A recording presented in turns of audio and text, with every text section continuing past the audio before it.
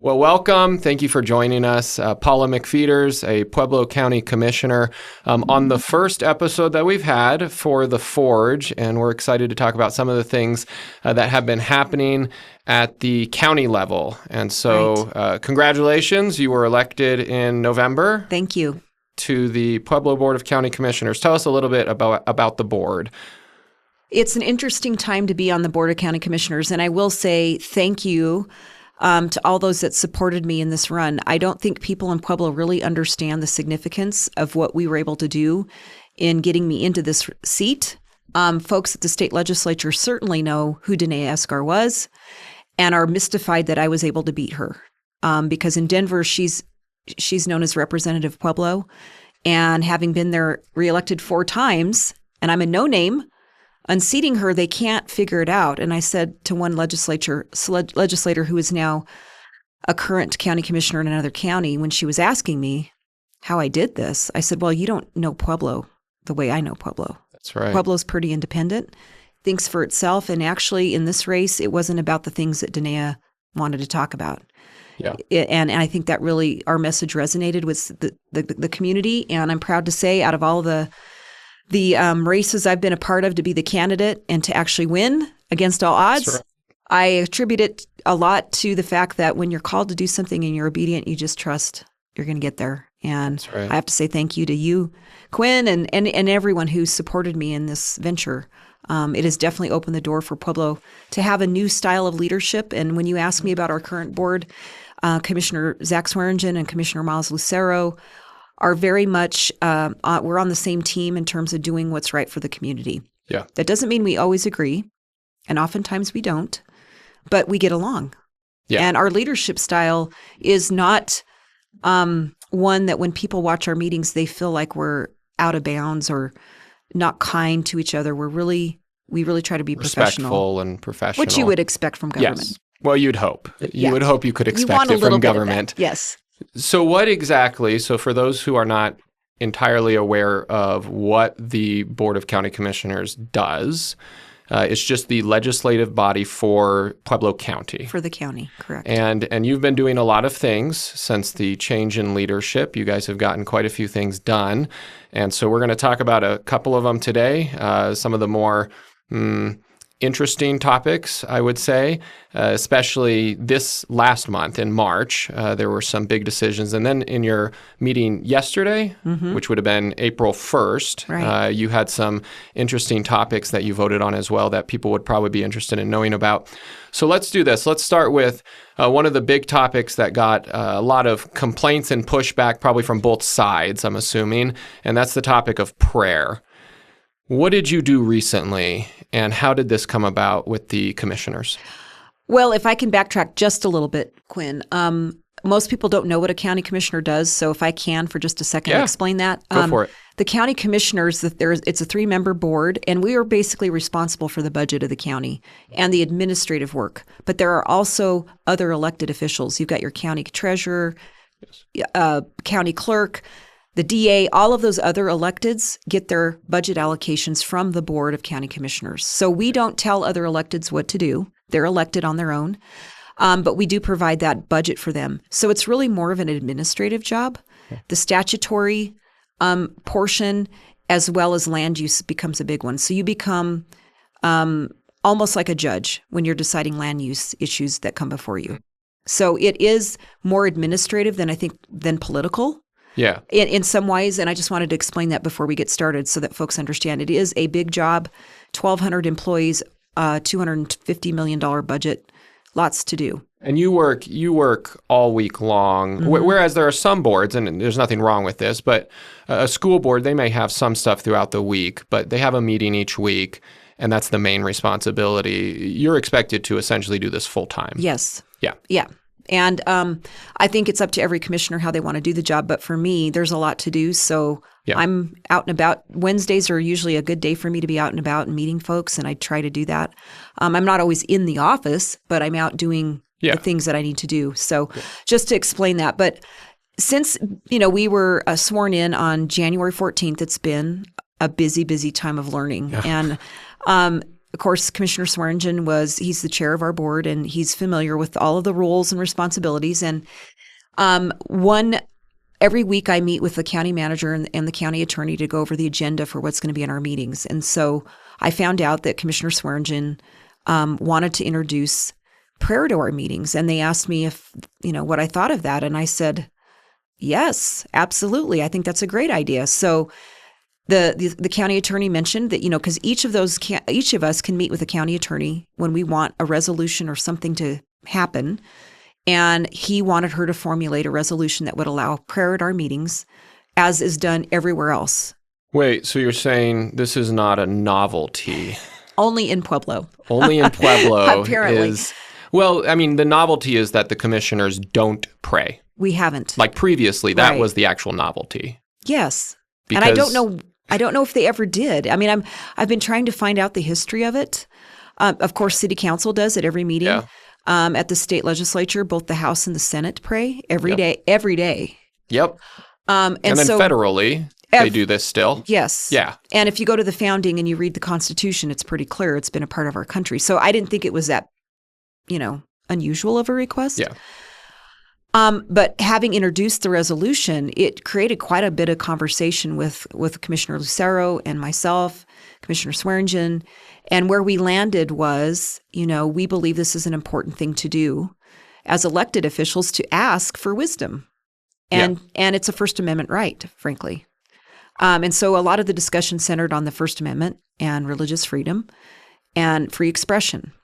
And after we first introduced the resolution, it was clear that there was one commissioner, Commissioner Lucero, that wasn't going to support it in its current form. And we decided to go ahead and talk a little bit more about it. And he came back.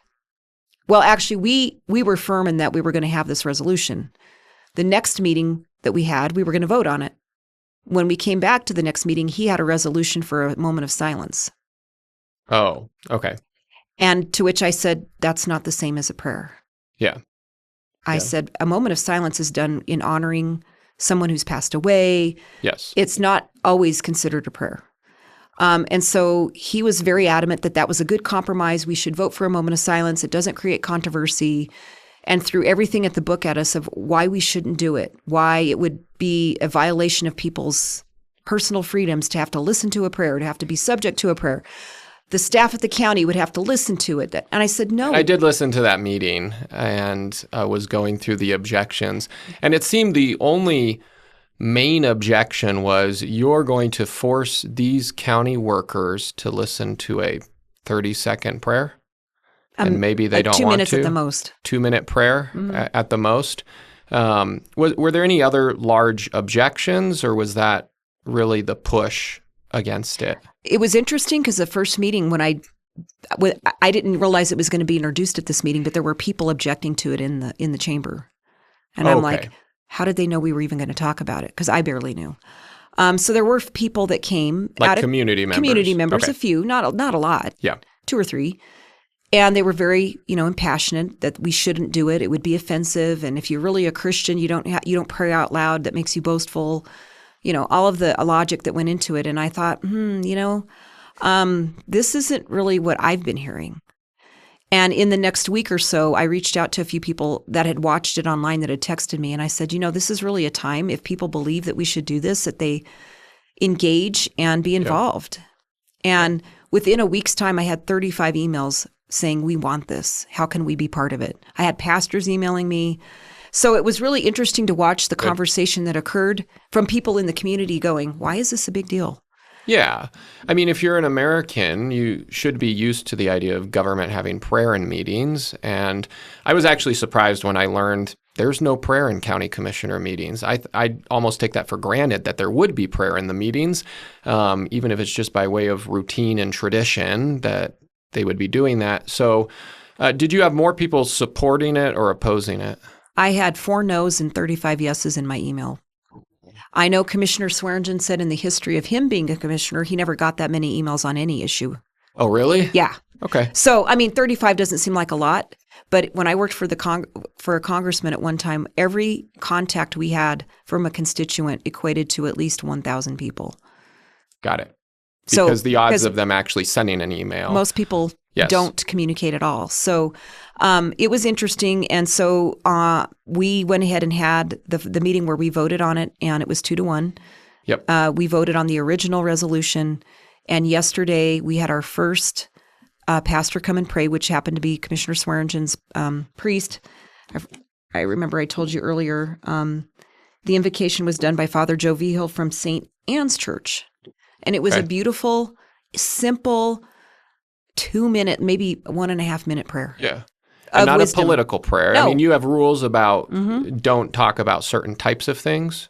There's really some guidelines. Prayer for wisdom for the county commission, for the board members to be encouraged to make good decisions, to make decisions that are best for our community. And that prayer that he gave yesterday was centered around that and wisdom for us.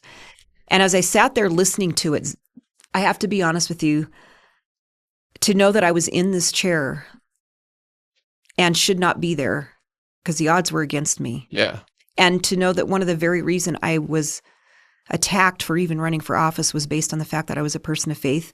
To be in that chair listening to a prayer was, I can't even explain to you how full my heart was. That's right. In gratitude to the Lord that he did that. He in his sovereignty calls people to do things. And open the doors. Many people in our community believe in that. Yeah. We are a community of faith. Most people in our community believe that. Absolutely. And that's what astounds me. That there that would we're be the people, outlier? Yeah, I mean that there would be people who push back against prayer for wisdom. I understand if people were going to come in and they were going to use it as a platform for something, right. I could see that being unfavorable. But to just come in and pray, God, give these leaders wisdom so they guide the decisions of this county well. It's really hard to wrap your mind around how somebody would be offended by this and why there would be people who don't want this to take place, especially in a community where the vast majority of people are people of faith. Right. It seems to reflect our community well. I think what I saw in the whole discussion is that our community is reflected now. Yeah. Because I understand all the arguments and I respect the fact that there are some that don't believe that it should happen. However, your being offended by someone's free speech is not enough to stop the speech. Exactly. And it's the reverse of what we continually see in our culture where I'm offended by your speech, shut up. Yeah. Oh, wait, no, that's not how it works in America. No. You can be offended by it, but it doesn't mean you shut down free speech. And really, religious expression is freedom of speech. It's a different type of speech. Yes. And I think people have made it so that government is off limits. Yet, we have seen it over and over where it's not everywhere else. And so to stand up to that, I was proud to support Commissioner Swearingen. It was on his heart to do it. And I was glad to be the yes vote he needed to pass it. Right. And yesterday, nothing weird happened. We did the prayer, we did the pledge, and we got on with the business. There was no controversy at all. How often do you do the prayer? We will be doing them twice a month. Okay. So I think must be the first and third Tuesday of every month. We will have that. And you have 2 meetings a week? Mm-hmm. Tuesday and Thursday, we meet every week at 9:00. So every other week you'll have a prayer at right. one of your meetings. Right. And that seems reasonable. We're kind of seeing how it works. Yeah. Is it going to be controversial? Are we going to have problems? We're just kind of seeing how it goes. But yesterday, not a problem. Good. Well, yesterday you said some other things also happened at the meeting, specifically as it relates to gun laws that are being made at the state. Do you want to talk about the resolution you guys passed yesterday? Sure. Just another aside, as a county commission, we are about local control of our government here. Yes. We are a statutory county, though, which means whatever legislation is passed at the state level, we, as a county, have to follow. The city is home rule. They get to kind of make their own rules in certain respects, but as a county, we have to follow every statutory obligation that is passed by our legislature. So we are very in tune with what is going on at the legislature. Every bill that is passed, I'm on a committee that I am involved in. I actually testified on one bill. We get called to do that quite a bit because as a counties, we have to have a local voice. So when this bill came up, it's Senate Bill 3, it is really to take the Second Amendment and make it something that is now a requirement of you as a citizen to get a class through your sheriff's department, it is the most egregious bill I've seen on the Second Amendment. They've amended it like I don't know how many times to try to get it passed. Yeah. But when we look at the cost to our sheriff to administer this program, to provide classes and get the names of every registered gun owner, which, by the way, the state of Colorado was going to know your name now through a registry, through the sheriff's department. There's a lot about it that doesn't appeal to me. Being a gun owner myself and having a firearm as a woman is my right. It's a Second Amendment. I did this during the prayer discussion, and I did it yesterday because I keep a copy of the Constitution with me everywhere I go. And when I dealt with you see that as still being relevant today? Yes, the Second Amendment. Absolutely. It's like Revelation when you pull out the Constitution and you read the Second Amendment. It actually says right here that you get to do this. So would it affect all gun owners or specifically concealed carry permit holders? Anybody purchasing a gun with this new bill must go through training, must register with your sheriff's department to get the training. Receive a class. And get a class before you can get your firearm. It also has restrictions on the amount of ammo. It's an egregious bill. I don't even understand. It didn't even, and Commissioner Lucero brought this up yesterday, no one voted on it. No one voted on it, and yet it's sitting at the governor's desk. They have their ways of getting legislation through without even getting their most vulnerable members to vote on a bill that is controversial. Have you talked to our sheriff about that? Yes, he's opposed. He's opposed? Is he the only sheriff opposed to this? No, all 64 sheriffs have testified. In fact, he was up in Denver yesterday. Okay. And so is the police chief. There is no one that I know of in law enforcement that supports this bill because it is onerous to law enforcement.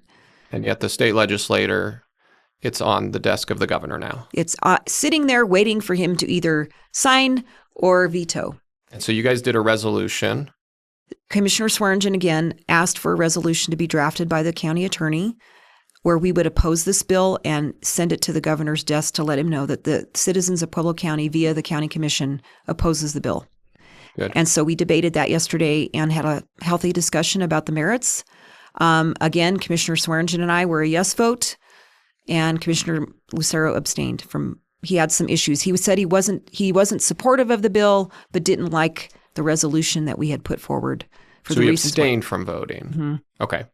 Now, when's it expected for the governor to make a decision on this? Well, the reason for our urgency to get this out yesterday was that it's sitting on his desk right now. So the sooner we can get that resolution to him and he sees that Pueblo is opposed to it, maybe that would have some influence. We don't know. I mean, I don't know what could influence the governor at this point. When you have 64 county... Every sheriff? And you have every DA telling you don't do this and you're not listening. Yeah. I don't know what else could push him over the edge, but by virtue of the issue in representing the community of Pueblo, we felt it was important that we had a say for our community and say out loud, we don't support this. Yes. It's right to do the right thing, even if it won't produce the results you always want. Right. So that was a good stand to take. So in other news then, what's something going on right now that's kind of exciting good news? You told me about something in the foster world that's happening at the county. Yes. And told me about something that I have heard about. So my wife and I, we haven't been involved in receiving anything from this program, but we've been in foster care. We've had foster kids. Right. And so we've stayed somewhat connected in that world. And you told me there was some discussion and news about Care Portal that you thought more people need to know about. Do you want to go ahead and explain kind of what Care Portal is for people who don't know? Yes. And I'm coming at it too as an elected official, but also as a former foster to adopt parent, having gone through DHS and their services. When I met with DHS, the director and her team, I told them, I said, I understand the world you're in and how difficult it is. And I'm really interested in getting more people involved because you guys can't do all of the work on your own. And so she did a presentation last Thursday and had a couple, if you get a chance to watch our board meeting the work session, she had a couple of kids that were in foster care, almost aged out into foster care, who have been part of a program that they offer there. And it was two young people. They testified about what it did in their life to have somebody that cared about them. Yeah. And to hear their stories, it just hit me so hard. And I talked to the director after, and I said, the data is good, but when you bring a real life story to this room so that we can see the work that's done, that's what's really impactful. And I said, whatever else you can offer that I can do to help you, please let me know. Well, yesterday, or the day before yesterday, she sent me an email with that link to the care portal. Okay. And they talked about the care portal in the meeting, and I had never heard of it. I'm like, well, what is this? It really is an invitation for communities of faith to get engaged with DHS, which, as you know, is hard. Yes. To get people. It is not easy to be a foster parent. Ooh. It is not easy to do that work, but yet the need is great. And so knowing I was coming to talk to you today, I just wanted to put it out there that I see an open door with Pueblo County in terms of our Department of Human Services and our director, that she understands that I am interested in getting help to her through communities of faith. And so I wanted to throw that out there, that if anyone has an interest in doing things that could help either the department or kids in general, there's a lot of opportunity. You don't have to be a foster parent. But say you want to buy gifts at Christmas, or you want to provide snacks for a training that they do, or you want to find out what they need. They need our help. Yeah. And I can tell you, looking at their budget, they don't have near enough money to do the things that they're asked to do. So I'm looking for connections to our community to bring people of faith, churches, anybody interested in helping. That is a good partnership with government that I think we can capitalize on. And I know there's a lot of negative stories out there. I had a positive outcome from being a foster parent. You've had some. They do exist. But it is difficult work, but it's something I believe all of us can contribute something. Yes. And so I just want to make sure that folks know that's a huge area of need. And if the churches of Pueblo could pull together and really demonstrate that kind of love to DHS, I think that would be a really positive move for us to do. And you look at how much the Bible talks about specifically widows and orphans, right? And caring for widows and orphans, and Care Portal. So the church that I'm a pastor at has done some stuff with Care Portal already. And we need to continue that. If people don't know what it is specifically, if memory serves, Care Portal is where a foster family can essentially submit a need that they have, right, and it goes onto an app or onto online, and then people can get on and say, hey, I'm going to go get that for them. I'm going to meet that need. right. We're taking a baby. In foster care, you don't always have a lot of warning. True. I mean, my wife and I have gotten calls before saying, can you take 3 kids tonight? Oh, wow. And sometimes you can and sometimes you can't, but somebody's taking 3 kids that night. And they might not have a crib, or they might not have diapers. And so they can tell them, hey, we need some resources. They put it on Care Portal. And ideally, you have the community come in, and it would be really neat if the faith community really steps up here and says, hey, we're going to go grab those. Yes. We're going to meet those needs right there. There are other ways you can also help with foster and the entire effort that they have going on down there. But it's not, we're not saying everybody needs to be a foster parent. No. We're saying there are simple ways that we can help do what we're told we should as a faith community, taking care of those who are widows and orphans, that type of an idea, those who are in need. Simply put, Quinn, I appreciate the way you said that. I think if you're at the grocery store and you know there's a need for something, diapers, pick up a package of diapers. It doesn't take a lot. You're already at the store. You can do that. It's something but it sends a message when you, as a citizen, come to be the answer for a need that otherwise would not have been met. And I think we as a community of faith can have a great impact on those needs by it's a simple thing. You don't have to get super involved. You don't have to be a foster parent, but you can buy clothes, or you can purchase something that's needed by a foster family to encourage them as they do the work. Yeah. We can wrap our arms around the ones that really do the heavy lifting. And I just think being in this position now, I see it from a different vantage point of, we can't expect government to do everything for everybody. Correct. Nor should they. No. Right? We are the answer. That's right. We're the answer to the need, not government. Government's not as equipped as people want to say it is to do this work. So I was really thrilled to share that with you. When she mentioned that to me and I saw the website, I went, how could we not share that? So thank you for helping me get the word out about that. And it's a really interesting way to be helpful. Yes. And I'm a big believer, when you believe in a nonprofit, you give your time, talent, and treasure if you can. Yeah. If you can only give your treasure, that still works. If you can only give time, that still works. Yep. We just have to see where we can plug in and be the answer in our Pueblo community. And I really am excited about, really, with my DHS experience before I was an elected official, having some insight into how can we better serve you to do the work that's very difficult. And Pueblo is well equipped to do it. We have so many caring and generous people in Pueblo. Yeah, we do. We and really it's do. such a family-focused town. We're coming alongside people and helping them. I think there are so many people who just don't even know this is a thing. Yes. They don't know they could help this way. And I did talk to one of the people who manage Care Portal at the county. And she said, look, if we had 100 people who once or twice a month were willing to respond to the needs on Care Portal, it would clear everything. Wow. Everything would be met. It's not thousands of needs, but they're important needs when they're on there. Right. And the faith community and the community as a whole should be able to step up and fill this gap. Yeah. And what an easy way to do it. I mean, you look at an app and you see what the need is, you go get it, boom, you're done. Once a month. And it'll make a huge difference. I think we could do it, Quinn. I do too. I think you sharing this with everyone you know, I think we can make a huge impact. And that's the exciting part for me. Out of all the things that I can say I've accomplished in the last month, this one really excites me because I know that the impact could be huge for us.